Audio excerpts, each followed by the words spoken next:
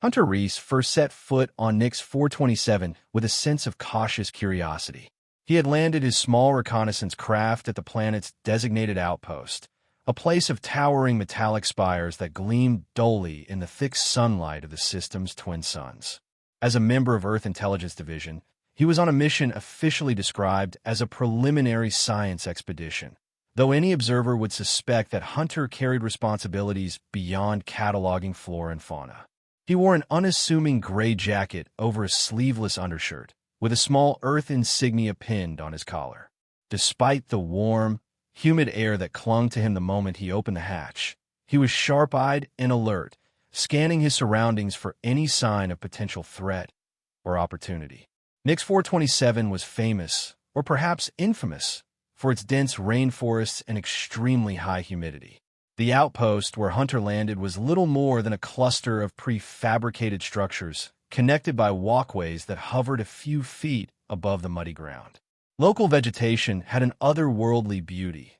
Tall, twisting trunks covered in fibrous layers, immense leaf structures that glistened with a faint bioluminescent sheen, and vines that coiled around anything standing still for too long.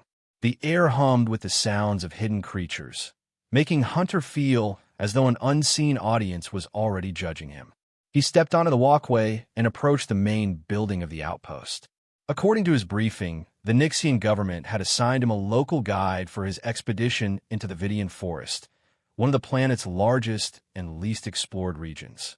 As he pushed open the door to the outpost's sparse reception area, he saw her, Onara, a lithe, blue-skinned woman with long silver hair. She stood with her arms folded behind her back, her posture unusually poised, as if she had been trained by a formal academy. Her face, framed by smooth features and high cheekbones, reflected an air of quiet confidence. Yet Hunter detected a subtle undercurrent of anxiety or discomfort. Perhaps it was his imagination, but it was part of his job to notice small details. "You must be Captain Reese," she said, her voice melodic yet tinged with careful politeness. Her large, pale blue eyes regarded him calmly. "I am Onara. The authorities asked me to guide you during your stay." She extended a slender hand. Hunter took it, offering her a polite smile. "Please call me Hunter. I appreciate you taking the time. I know your forest can be intense." Onara nodded slowly, and he noticed her gaze flick briefly to a device strapped to his belt. She recognized it as advanced Earth tech, possibly a scanning module or a concealed weapon. "They can be, yes," she replied. "I was told you're here on a scientific expedition. Is that correct?" In broad terms, Hunter answered. He decided not to volunteer too many specifics. "We want to learn about the geological layers, the flora, maybe gather some data on the local fauna." Typical reconnaissance. She inclined her head in acknowledgement. "Then let's begin.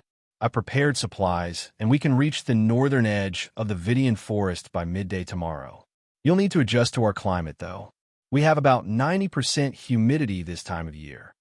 Hunter wiped a bead of sweat that was already forming at his hairline. "I'll do my best," he said, trying to keep the discomfort out of his voice. "Lead the way." They departed the outpost under the watchful stares of a few passing Nixians, who seemed wary of visitors from Earth. Over the past few years, Earth had joined the Galactic Confederation, but alliances and trust took much longer to solidify than official proclamations might suggest. The open suspicion in some Nixian faces reminded Hunter that he was still an outsider here. Onara, however, appeared entirely at ease, even as she kept quiet for the first leg of their journey, focusing on forging a path through the thick undergrowth. The Vidian Forest proved overwhelming in scale and diversity. Towering green and purple trunks rose into a multi-tiered canopy, each layer teeming with life. In the gloom beneath the highest leaves, insects with translucent wings buzzed near luminescent mushrooms, while small, rodent-like creatures scurried across vines that hung from branches the size of starship hulls. The soft soil beneath their boots retained water like a sponge, making each step a slow, squelching effort. Now and then, shimmering spores floated down like drifting motes of light, leaving a faint glow on Hunter's clothes before dissolving. Onara was graceful here, She seemed to know exactly where to step, seldom even glancing at her feet, as though her instincts were deeply attuned to the environment. Hunter kept pace with her, though it was not easy. He was physically fit and had undergone atmospheric adaptation training, but the constant heat sapped his energy. After a few hours, he was drenched in sweat, his gray shirt clinging to his torso. He had to remind himself that part of his mission was to endure these discomforts for the sake of crucial intelligence gathering. Preliminary data suggested the planet might hold resources beneficial to Earth's fledgling presence in the Confederation. However, potential resources were not the only interesting thing about Nix 427, as he would soon learn in a most unexpected way. They halted near a cluster of massive, fan-like leaves. Onara examined a device on her wrist and spoke without turning around. "We'll set up a small camp here for the night. Tomorrow, we'll move deeper into the forest." "That's fine," Hunter agreed. He opened his own scanner, measuring atmospheric composition and confirming that the air remained safe to breathe. He was about to check the local map data when Onara stiffened slightly. She looked at him with an expression of mild alarm. I need a moment," she said abruptly. "A private moment." "Oh," he replied, somewhat confused. Then it clicked. She needed to relieve herself. "Right? Sure. I'll just, start setting up the gear."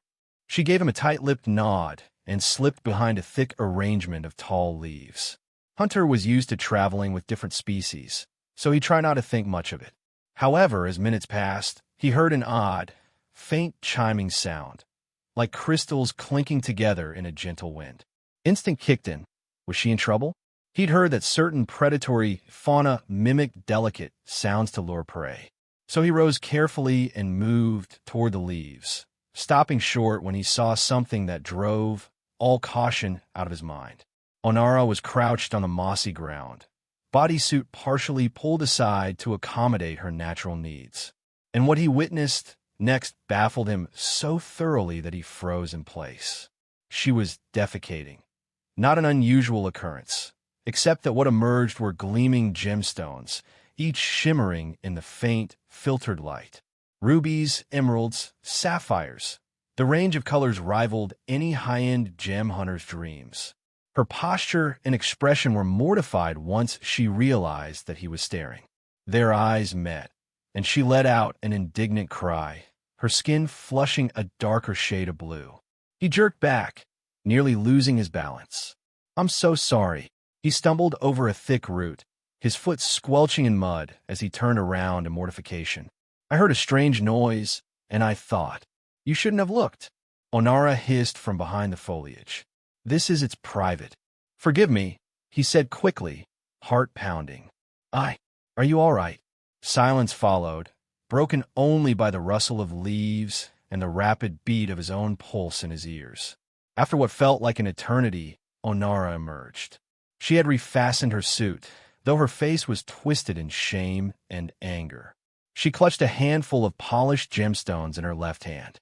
The stones looked freshly shed, but somehow already cut and faceted perfectly, a phenomenon that made no logical sense to Hunter's scientific mind. Onara glowered. "In my culture, we do not speak of this bodily process. It's taboo to even acknowledge it." His voice was hushed. "I understand. Believe me, I wasn't trying to." She cut him off, tossing the gemstones onto the ground between them with a clatter. "These worthless stones, you might think they are some sort of treasure. But to us, they're simply waste. Please, never speak of this again." He stared at the gems, shimmering in the dim light. Even with no formal gemology training, he recognized the clarity, the perfect geometry. If something like that turned up in a marketplace on Earth, it would command a fortune. He looked up to see Onara's expression torn between anger and worry. The taboo was real, but so was the practical value. "Worthless?" he asked, carefully picking one up. It was warm to the touch, as though it had only just been formed. "Yes," she whispered, arms crossed in a protective gesture. "Worthless. In my culture, we leave them behind. It's considered vulgar to discuss or even collect them. Children sometimes play with the smaller ones, but an adult paying any attention to them is distasteful." Hunter gazed at the gem in his hand, a deep green that sparkled when he turned it in the light. On Earth, he said slowly, this is anything but worthless. It's a high-quality gemstone, like an emerald. And these others look like rubies, sapphires, extremely valuable in many systems. Onara's eyes widened, her breathing halting for a second. Valuable? What do you mean? Surely you have no need of excrement. He almost laughed. The situation was so absurd. No, we don't value them as waste. It's just that these stones, as minerals, are worth a great deal in trade. Someone could trade them for technology, resources, entire starships, in some cases. She hesitated, her cheeks returning to a paler shade of blue. That's insane. Are you telling me that everything I've been discarding my entire life is coveted in your culture? Not just mine, he said, pressing his lips together. Many cultures in the Confederation place tremendous worth on gemstones. I've never seen any as perfect as these, though. Usually stones need to be cut, polished, examined for flaws. Onara's stance wavered. So, if the galaxy knew that we produce them naturally, they'd come here to exploit us. Hunter let out a slow breath. I don't know. It certainly complicates things.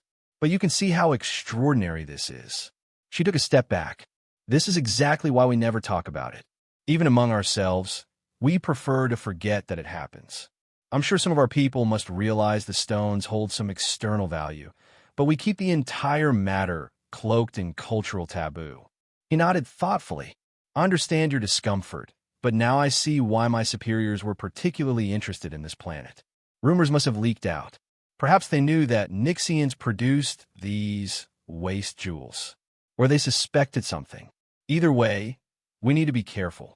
Onara pressed a hand to her face, looking haunted. I just wanted to guide you safely and do my job. I didn't mean for this to become an issue. He took a step closer, lowering his voice. Look, I promise I won't betray your trust. But if there's a bigger picture here, we have to be aware of it. There's no telling what a less scrupulous party might do with this information. She managed a small, tight nod. Fine. But please do not mention this to anyone else. They spent the rest of the evening in uneasy silence, setting up a small makeshift camp near a cluster of thick trees that formed a natural canopy. The tension between them was palpable. Neither quite knew how to address what had happened. Onara busied herself with scanning the perimeter for threats, while Hunter tried to pretend he was focused on calibrating his sensor equipment. But his mind kept drifting back to the gleaming gemstones he had seen scattered on the ground. It was an absurd truth he would never have dreamed possible. An entire intelligent species that literally pooped jewels of immense value. The implications were staggering. Some hours later, he found her perched on a fallen log, staring into the dense darkness of the forest. Small flickers of bioluminescence danced in the undergrowth around them. He walked over softly and sat down at the far end of the log. She gave him a slight nod, acknowledging his presence. On Earth, he began gently, there's a saying, one person's trash is another person's treasure. It never felt as literal as it does right now. She let out a short, humorless chuckle. It's not just about disgust, you know. It's that we consider it part of our life cycle. What the body no longer needs is left to the soil. We have a reverence for the cycles of nature, so discussing it in mercantile terms is borderline heresy. Hunter nodded. I respect that, honestly, but knowledge has a way of getting out. And the galaxy isn't always kind to those who possess valuable resources. I'm starting to see that, Onara said quietly. And that frightens me. He touched her shoulder gently. We'll handle it. You have my word I won't do anything reckless. She drew in a shaky breath, then exhaled. Thank you. Let's get some rest. Tomorrow, we continue deeper into the forest. That night, Hunter slept fitfully, torn between loyalty to his mission and a moral sense of responsibility toward a species that clearly had no concept of how the greater galaxy would react to their most private biological function. The next morning, they broke camp at dawn. Onara led the way, weaving through thick tangles of vines and navigating stepping-stone paths over hidden marshes. The atmosphere felt heavier than before, as though both of them were aware of a looming threat but were unable to articulate it. After a few hours of travel, they came upon a small clearing, and the forest canopy opened up enough for both suns to shine more directly on them. A warm, moist wind swept through, carrying the sweet scent of enormous, bell-shaped flowers that dangled from the branches above. Hunter paused to catch his breath and check his navigation. He noticed that Onara was unusually alert, scanning the surroundings with more caution than usual. "Is something wrong?"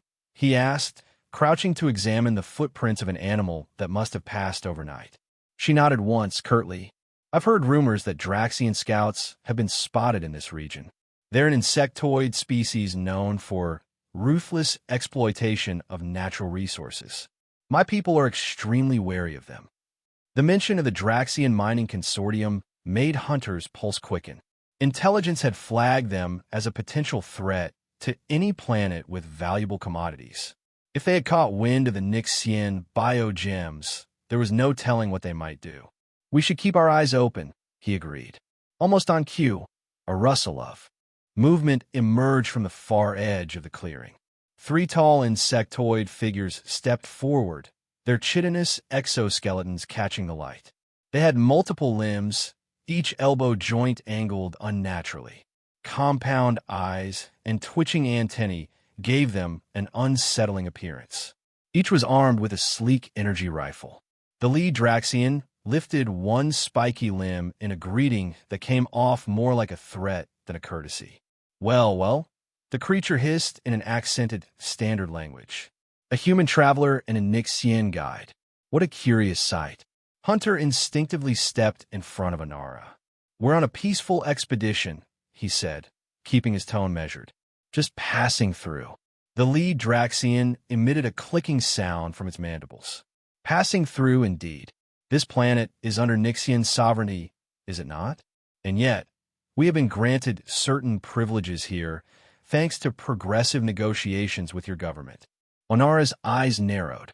"My government has not approved any wide-scale presence of Draxian. Only minor trading relations were discussed, as far as I know." The Draxian gave a menacing shrug. "Negotiations evolve. We are merely fulfilling the terms of our soon-to-be ratified agreement. Perhaps you two would care to share any new discoveries you've made." His eyes flicked to a small pouch on Onara's belt. The gesture was obvious enough that Hunter felt a knot form in his stomach. "I think we'll be on our way," Hunter replied, trying to keep the tension out of his voice. "We have a schedule to maintain." The Draxian took a slow step forward, antennae vibrating. "Schedules are flexible. Wealth is not. If you have knowledge of certain profitable secrets, I suggest you remember that many species within the Confederation wouldn't hesitate to forcibly extract such knowledge if the reward is high enough." Hunter's hand hovered near the holster at his side, though he did not draw his weapon. "We appreciate your concern. We have no secrets that would be of interest to you." Onara kept silent, but he sensed her fear. The Draxians stared at them for a few seconds longer, then clicked among themselves in their own language. Finally, the leader turned away. "Enjoy your expedition, human. But I suggest you remain mindful that not all Nixians are as trusting as your companion here." They melted into the undergrowth, their multi-limbed bodies disappearing among the vines with unnerving fluidity. Hunter exhaled a breath he hadn't realized he was holding. Onara's face was a shade paler, her posture rigid. "They know," she whispered, once the Draxians were safely out of earshot. "They must know about our excretions. Why else would they be so suggestive?" "Then we have a big problem," Hunter said. "We can't let them exploit your people. Not if we can help it." They marched onward in grim silence, each lost in thought. The forest seemed less like a wonder of nature and more like a dark labyrinth of potential danger. Over time, Onara and Hunter's conversations took on a heavier tone, though sparks of mutual warmth still lingered. Once they set up their next campsite, they found a moment of closeness, sharing personal stories. Onara described Nixian festivals that centered around worship of nature cycles, while Hunter talked about Earth's triumphs and follies, from the environmental recoveries in the 22nd century to the more recent leaps into interstellar exploration. At one point, Onara allowed her feelings to override caution, and she admitted how vulnerable she felt. We're a peaceful people, she said. We have minimal weaponry. If the Draxians decide to launch a full-scale resource grab, I don't see how we can resist. And if the rest of the galaxy learns the truth of our biology, we'll be turned into machines for producing gems. Hunter set a comforting hand on her shoulder, feeling the subtle coolness of her blue skin through the thin material of her bodysuit. We'll find a way to stop them. My Earth superiors, well, we might not have the largest sway in the Confederation, but we value fairness. If I can present evidence of what's happening, we might bring in allies. Force the Draxians to back down. She lifted her eyes to meet his, luminous in the low light. And if you can't, a wry smile tugged at his lips. You haven't seen me in action yet. She let out a gentle laugh, the tension momentarily easing. That was the night their chemistry blossomed. Beneath the canopy of Nyx's towering trees, with shimmering spores drifting like glowing snow, they found comfort in each other. The closeness didn't escalate into anything more than a tender embrace, but it was a moment of shared understanding. For Onara, it was realizing that not all outsiders wished to exploit her people. For Hunter, it was a reminder that in the vastness of the galaxy, individuals still mattered. The next day, they broke through the final stretches of the Vidian forest and emerged onto a broad plateau that overlooked the capital city of Nyx 427, known as Lumina. The view was stunning. The city's architecture rose in smooth curves, translucent spires capturing and refracting sunlight so that the entire skyline shimmered with rainbow hues. Bridges spanned wide arches above canals brimming with glowing aquatic plants. Bioluminescent lights were built into the structures, allowing them to glow gently, even in daytime. Onara paused to let Hunter take in the scene. Lumina, she said quietly, the heart of our civilization. It's incredible, he replied, genuinely awestruck. Different from any city I've seen. It looks almost alive. She nodded with a hint of pride. We design our cities to harmonize with nature's patterns. That is our tradition. They descended into Lumina, passing checkpoints staffed by Nyxian guards. The security level was notably high, and Onara explained that tensions had risen since rumors of the Draxians' interest in the planet had reached the capital. Their first destination was a modest governmental office, where an old acquaintance of Onara's, a researcher named Kever, worked. Kever was a slim, middle-aged Nyxian with a thoughtful demeanor and curious eyes. He welcomed them into his cluttered workspace, an open lab area filled with screens and samples of local minerals. Onara wasted no time. Kever, we've come across evidence that the Draxians want something from our people, something that might involve a certain aspect of our biology. Kever's eyes flicked nervously toward Hunter. You trust this off-worlder enough to discuss it openly? Hunter gave a polite nod. I'm not here to exploit you. I'm here to help. And I suspect there's more going on than you realize. Kever pursed his lips. I know the rumor that we produce gemstones. The official stance is that it's a cultural myth or an exaggerated story. But there's reason to believe the Draxians have discovered it's true. We've seen increased interest from them in any sort of Nyxian biological sample. Hair, tissue, excretions. Onara exhaled in relief. Then you do know. You must also know how dangerous it would be if the galaxy discovered we literally defecate these gems. Kever sighed, pressing a button on his console that activated a privacy shield. I've been trying to alert the government. But here's the problem. We've been threatened by Draxian representatives. They claim they've uncovered ancient records showing that our species was genetically engineered by an advanced group called the progenitors, centuries before we developed civilization. If this is proven true and publicized widely, the Confederation might classify us as an artificial species, making our sovereignty questionable. Hunter grimaced. So that's their blackmail. Exactly, Kever confirmed. The Prime Minister has no wish to risk losing our recognized status, so he's been cornered into negotiating a so-called mining concession, though in reality, it's a way for the Draxians to harvest our waste gems. We'll be turned into living producers for their profit. Onara's face darkened. Surely we can fight this. Even if we were originally engineered, that doesn't mean we're not a legitimate species. Kever shrugged helplessly. Confederation law is complex. Some powerful races look down on anything that didn't evolve naturally. If the Draxians present evidence we were essentially bred to be mineral processors, we'd face humiliating sanctions, or worse. Hunter spoke up.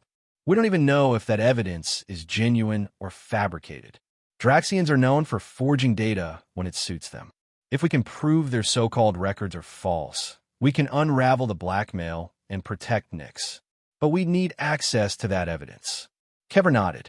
Indeed. Problem is, that data is held under tight security, likely in the heart of their covert operations. The Prime Minister is set to sign the official agreement tomorrow night, under heavy pressure. Onara balled her fists. We can't let that happen. Before they could plan further, alarms sounded throughout the facility. A frantic voice blared from the intercom. Warning! Unauthorized Draxian forces are conducting a sweep in this sector. All personnel secure your data and prepare for possible evacuation. Kever cursed softly. They're moving faster than expected. Hunter grabbed Onara's arm. We have to get out of here, regroup. We'll need help from local security or anyone who can stand up to the Draxians. Kever retrieved a data chip from a locked compartment. I managed to pull fragments of communication logs between the Draxians and certain figures in our government. Take this. It might prove some level of conspiracy. They slipped out into the corridor, which was now teeming with panicked researchers. Overhead lights flickered as the building's emergency power kicked in. Hunter and Onara moved swiftly, while Kever stayed behind to wipe his systems clean in case Draxians seized the lab. The city outside was in chaos. Columns of black smoke rose from targeted strikes, and flying craft with the insectoid logo of the Draxian Consortium buzzed overhead. Sirens wailed. We have to find Commander Thaurix, Onara said over the din. He's head of security for the capital and rumored to be loyal to Nyx above any outside threat. They dashed through streets, choked with fleeing civilians, and arrived at a barricade where uniformed Nyxian security forces were frantically trying to coordinate a defense. The officer in charge recognized Onara and let them through. Inside a makeshift command center, Commander Thaurix stood, a tall, imposing figure with stern silver markings on his face. He glanced up, eyes narrowing in suspicion when he saw Hunter. What's this about? Thaurix demanded, turning to Onara. She caught her breath. Commander, we have vital evidence that the Draxians are blackmailing our government. They aim to force us into a humiliating trade that effectively enslaves our people. Thaurix's brow furrowed. I've heard rumors, but I need more than hearsay. Hunter stepped forward, calmly handing over the data chip. This is from an internal server. It shows communications with references to forging historical documents and pressuring your leaders. Thaurix inserted the chip into a handheld reader. His stern face grew grimmer as lines of text scrolled past. The Prime Minister is about to sign a broader agreement tomorrow. We can't let that happen if these files are authentic. But how do we stop it? Onara glanced from Thaurix to Hunter. We expose the truth publicly and prove the Draxians are lying about the whole genetic engineering story. We need official records, multiple sources, maybe even an admission from someone on their side. Thaurix set his jaw. I can give you my men, but we have more immediate problems. The Draxians are attacking, claiming they're preempting a terrorist threat to their personnel. We can't hold them off for long with the forces we have. Hunter looked to the sky, where a large Draxian cruiser hovered ominously above the capital. This is beyond local skirmishes. They're trying to seize the planet while distracting everyone with the false promise of a legal agreement. A soldier rushed into the room, saluting Thaurix. Sir, the Draxians have destroyed part of the government archives. They're searching for something or trying to eliminate records. Our squads are spread thin. Thaurix nodded, turning to Onara. Take me to your Prime Minister. If he hears about this evidence, maybe we can stop him from signing. At the very least, we could try to make him see reason before he's forced to sign under duress. But we'll have to fight our way there. A frantic plan took shape. Thaurix, Hunter, Onara, and a few loyal soldiers would move through side streets, avoiding major conflict to reach the Capitol building known as the Governance Hall. The city itself was under partial lockdown, with many citizens sheltering in place. Smoke plumes rose from strategic Draxian airstrikes aimed at intimidation rather than outright destruction. The stench of burning metal hung in the air, and the constant wail of sirens created an almost surreal backdrop to the mission. Fighting erupted in bursts as squads of chittering Draxians confronted them at intersections. Hunter found himself in the thick of close-quarters combat more than once. His Earth intelligence training kicked in. Quick blasts from a pulse pistol, well-timed dives behind cover, and communication with Thaurix's men about flanking maneuvers. Onara, though not a soldier, used her knowledge of the city's pathways to help them evade or outmaneuver multiple enemy units. At one point, she even knocked a Draxian unconscious using a piece of broken structural metal as a makeshift staff, surprising Hunter with her agility and sheer determination. They finally made it to the outer perimeter of the Governance Hall, a grand structure with curved walls that glowed faintly from embedded crystals. Draxian troopers stood guard outside, and from the inside echoed shouts and blasts of energy weapons. Thaurix's face twisted. They've already infiltrated the building. Hurry! A fierce firefight ensued. The hallway they entered was littered with debris, shattered glass, and injured Nixian security personnel. Thaurix's guards fought valiantly, exchanging fire with entrenched Draxian forces, while Hunter and Onara pressed forward. They reached a massive set of doors that led to the main council chamber, hearing voices raised in anger from within. "Stop!" cried Thaurix, halting them for a moment. "We need a plan. We can't just barge in blind." Onara looked at Hunter, her eyes shining with both fear and resolve. "We have to prevent the Prime Minister from signing that agreement." Hunter touched her shoulder, then turned to Thaurix. "Can we open the door quietly?" Thaurix nodded and manipulated a control panel next to the entrance. The door slid open just a crack, allowing them to see inside. The Prime Minister, a tall and dignified Nixian with intricate markings on his cheeks, stood at a central podium surrounded by anxious council members. Overseeing them was Overseer Krill, the Draxian leader, his mandibles clicking in malevolent satisfaction. A battered table displayed a glowing holographic contract. "You will sign now," Krill demanded, holding a small device that pulsed with ominous energy. "Or my forces will reduce Lumina to rubble." The Prime Minister's voice trembled. "This is blackmail. The Confederation will never acknowledge." "The Confederation will acknowledge whatever we present to them," Krill hissed. "We have records that your people were engineered as living mineral processors. You forfeit any claim to autonomy if we reveal such data. Sign, or watch your city burn." A wave of helplessness washed over the council members, many of whom looked ready to faint. Without hesitation, Thaurix motioned for his soldiers to prepare a breach. Hunter and Onara exchanged glances. He whispered, "Stay behind me. I'll draw their attention." When the door slid open fully, they stormed into the chamber. Draxian guards spun around, weapons raised, but Thaurix's men fired first, taking down several. Hunter aimed at a guard close to Krill, forcing the Overseer to step away from the podium. Onara darted forward, positioning herself between the Prime Minister and a cluster of Draxians. "This agreement is a lie," she shouted, her voice echoing in the chamber. "They forged the evidence about our origins. We have proof." Krill's eyes glinted with rage. "Silence, Nixian girl. You know nothing." Hunter stepped up beside her, brandishing the data chip. "We know enough. You've been planting false documents and orchestrating this entire blackmail scheme." The Prime Minister hesitated, eyes flicking from Krill's device to the data chip in Hunter's hand. Before he could speak, half a dozen more Draxian reinforcements burst in from a side door, intensifying the battle. Energy blasts ricocheted off walls and columns, sending sparks across the ornate chamber. The Prime Minister ducked for cover, while some council members lay flat on the floor, trembling. Krill snarled, pointing a spindly limb at Onara. "Seize her. If she resists, shoot her. We can show the galaxy how your precious Nixian shells are not so precious after all." A Draxian took aim, and Onara froze momentarily. Hunter lunged to tackle her to the floor as a blast sailed overhead. Thaurix's soldiers returned fire, dropping a couple of the assailants. In the fray, Krill activated the device in his hand. Alarms blared, and the building's systems flickered. "It's an override code for the city's shield grid," Thaurix called out, staff weapon at Krill, knocking him off balance.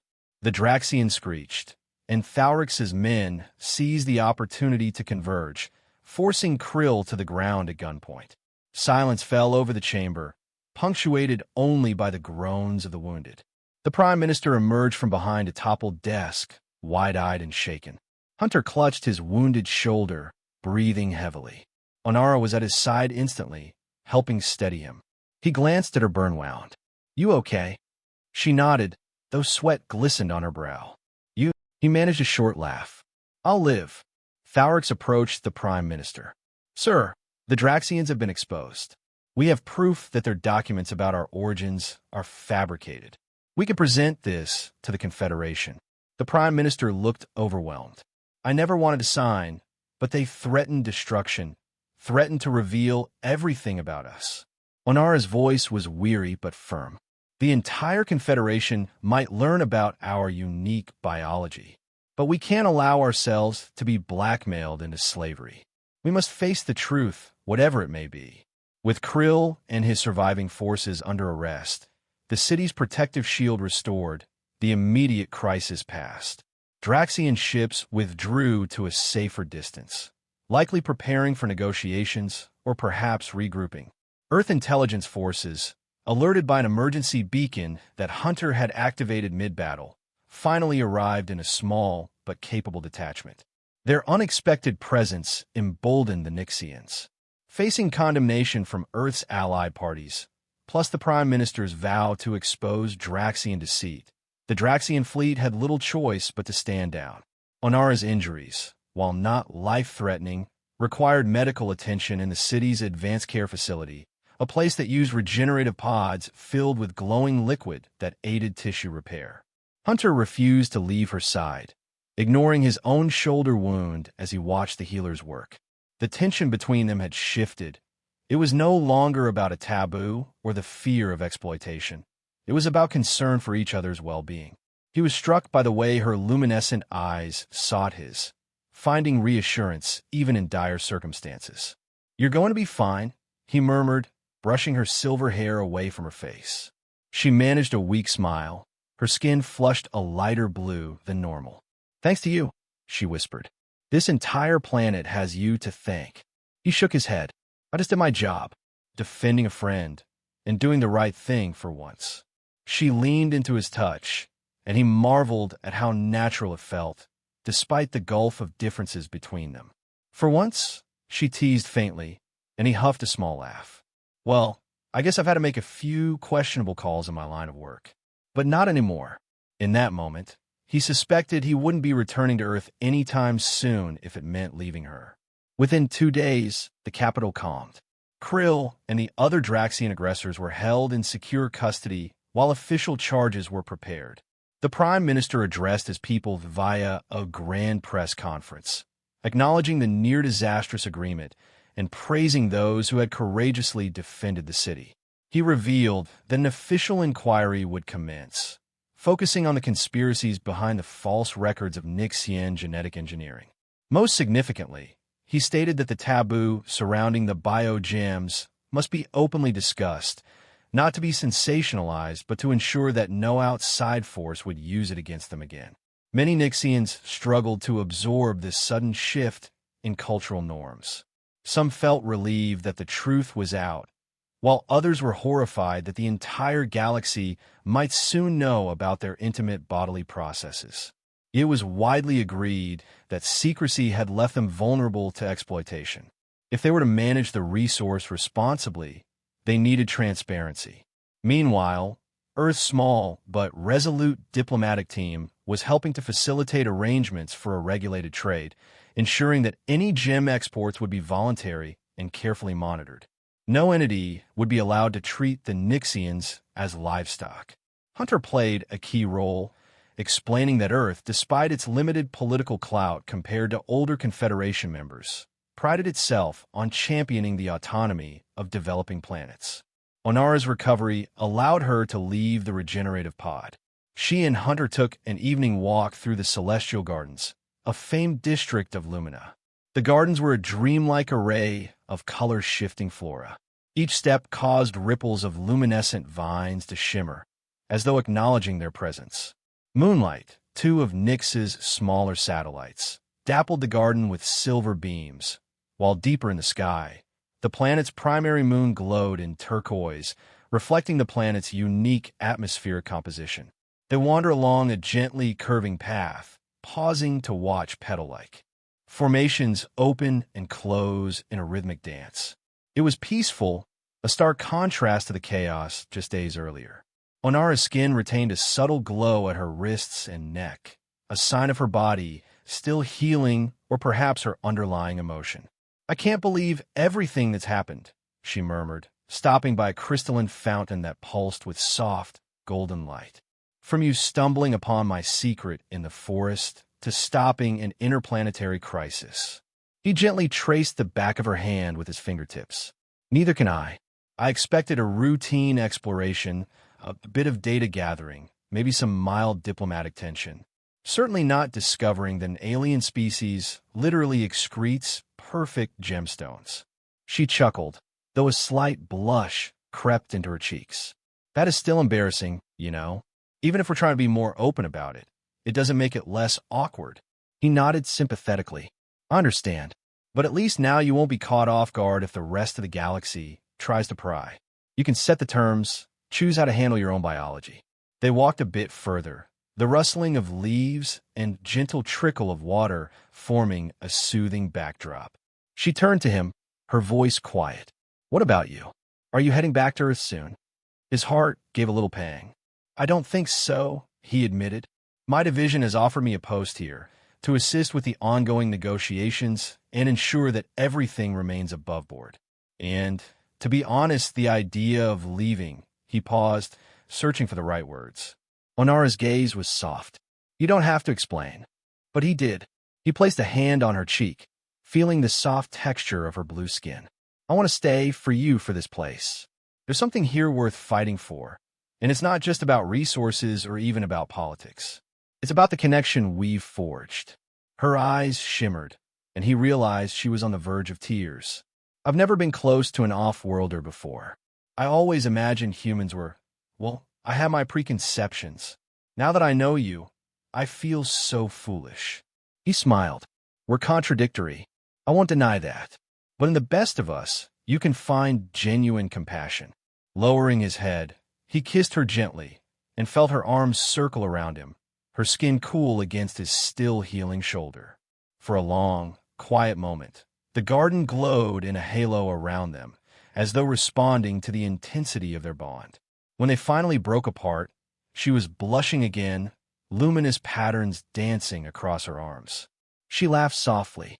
"Your timing is perfect or terrible. Everyone in the gardens can probably see me glowing like a beacon." "Then let them see," he teased, taking her hand in his. "And if they ask questions, we'll just explain that we discovered one more wondrous feature of the Nixian body, that it lights up for love." She laughed outright, brushing away a tear. "You're incorrigible." The next day, official announcements rolled out across Nix 427, as well as preliminary statements to the Confederation. The Prime Minister publicly declared that the attempted Draxian coup had been thwarted and that the so-called progenitor records were under scrutiny. Meanwhile, Draxian delegates sent formal complaints, threatening trade retaliation.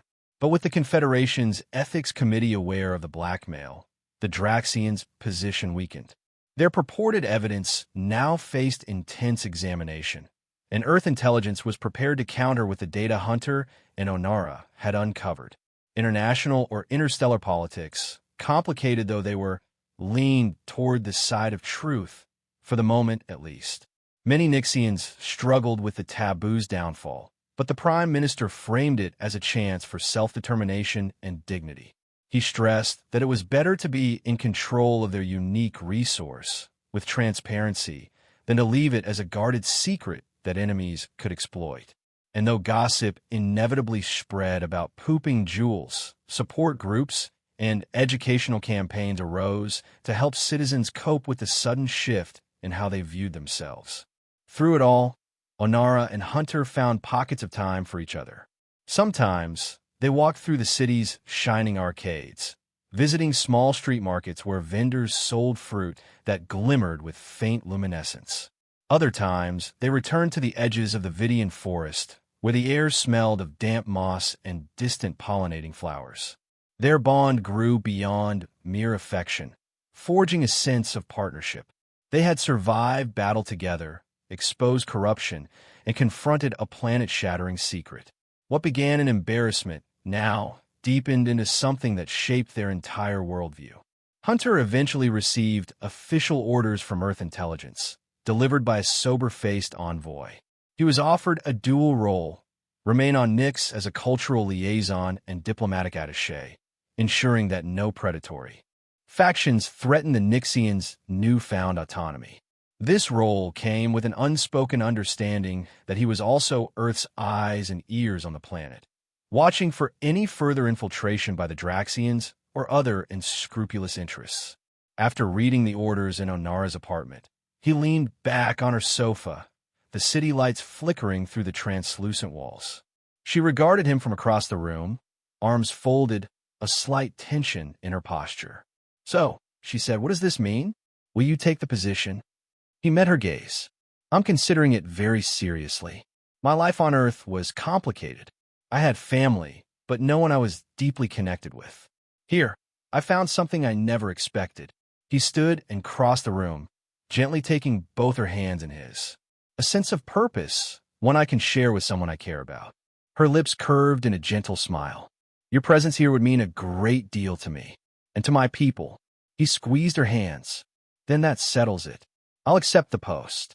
She leaned in, and they shared a quiet moment of closeness, heartbeat to heartbeat. The city beyond them glowed with the promise of a new dawn. In the weeks that followed, the outside world gradually pieced together the story of how an entire planet had nearly been subjugated due to a bizarre biological quirk. It was sensational, of course, and tabloids in the more sensationalist parts of the Confederation ran outrageous headlines about aliens who poop gold. Reputable sources focused instead on the political scandal, praising the calm leadership of Nyx 427's prime minister once he had the full truth, and lauding the bravery of those who had exposed the Draxian scheme. Earth's official stance was supportive of Nyxian sovereignty. The Confederation Council announced a formal investigation into Draxian infiltration, forcing the mining consortium to retreat. Though some hostility lingered among certain Draxian factions, the immediate threat was contained. For Nyx 427, the crisis catalyzed a new cultural identity, one that embraced their unique biology without letting it define them as mere resource producers. They set up a carefully regulated system for collecting and trading the gems, ensuring that no unscrupulous dealers or criminals would harm their people. The taboo still existed in certain traditional communities, but the conversation had at least begun, and many younger Nyxians felt empowered by honesty. For Hunter and Onara, life settled into a routine that felt oddly domestic, given the epic scale of events they had weathered. They woke in the mornings to the soft glow of artificial sunrise that blended with the real light of Nyx's twin suns. He accompanied her to official gatherings, where they sometimes had to field awkward or comedic questions about bodily processes. She continued her work as a guide, though now her expertise was in high demand, especially from off-world researchers who promised to respect Nyxian customs. Even so, the two of them often found moments to escape official duties. A quick stroll along the airy bridges of Lumina, or a shared meal at a hidden cafe, was enough to remind them that beyond politics and trade, they had each other. One evening, they ventured back to a quiet overlook at the city's edge, where they could see the Vidian forest stretching to the horizon. Onara pointed out a series of distant lights glimmering among the treetops. "Fire wisps," she said with a fond smile. "Tiny insects that glow in a mating dance." We always believed them to be a symbol of renewal. He watched them in fascination. Beautiful, as if the forest itself is celebrating. She turned to him, taking a deep breath. I never asked if you regret any of this. Leaving your old life behind, risking everything for a planet that isn't yours. Hunter's gaze softened. I don't regret a thing. Everything that matters to me is standing right here, wearing a midnight blue bodysuit and worrying about alien jewel poachers. She snorted a laugh, eyes dancing. You know how to flatter a girl. He reached for her hand, fingers interlocking. I speak from the heart. This place, it's become home. She leaned her head against his shoulder, and they stood in companionable silence as the forest pulsed with natural luminescence. Each small light an echo of the night, they first realized the magnitude of Nyx's secrets. The next day, they made plans to meet with the Prime Minister, who wanted to finalize a stable trade agreement with Earth. But for now, all the official negotiations and public statements took a back seat to a quiet moment shared between two people. A moment of trust, intimacy, and the promise of a future that transcended differences in biology and culture. Far below them, the forest's nightly chorus rose, blending with the hum of city life. It was a symphony of nature and civilization, of traditions old and new. Onara smiled contentedly, her hand still in Hunter's. His heart beat in time, with the rhythms around him, feeling that he had finally found something more than just an assignment or a fleeting fascination. He had found belonging, and in that belonging, the memory of their unlikely introduction. Human shock at an alien girl's private act had transformed from a source of confusion into an anchor for a bond that might just last a lifetime.